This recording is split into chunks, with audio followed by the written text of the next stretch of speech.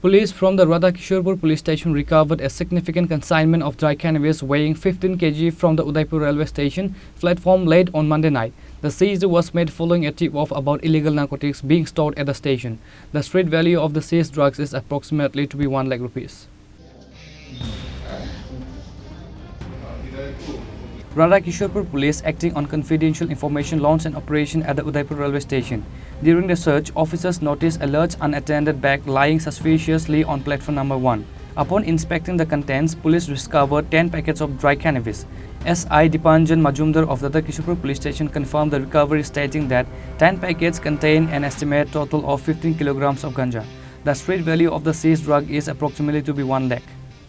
আজকে আমাদের থানাতে সন্ধ্যা 7:30টার দিকে একটা ইনফরমেশন আসে। তো ওই ইনফরমেশন মূলে আমরা খারগাঁও থানার আমি এসআই শাহিন আহমেদ এবং বিএসএফ জি ব্রাঞ্চ এবং 29টি টিআইবি এবং জিআরপি পুলিশ মিলে আমরা উদয়পুর রেল স্টেশনের 1 নম্বর প্ল্যাটফর্মে রেড করি, সার্চ করি। রেড করে সার্চে একটি ব্যাগ উদ্ধার হয়। ওই ব্যাগটিকে আমরা সার্চ করার পর 10টি গাঁজার প্যাকেট আমরা পাই এবং ওজন করার পর মোট ওজন দ্বারায় অ্যাপ্রক্স 15 কেজি। এটা কি ট্রেনের মধ্যে থেকে উদ্ধার হয়েছে নাকি?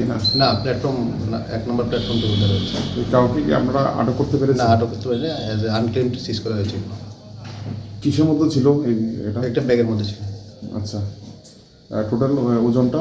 টোটাল ওজন হলো 15 কেজি, অ্যাপ্রক্স 15 কেজি। বাজার মূল্যটা? বাজার মূল্য অ্যাপ্রক্স 1 লাখ টাকার মতো। 1 লাখ টাকার মতো।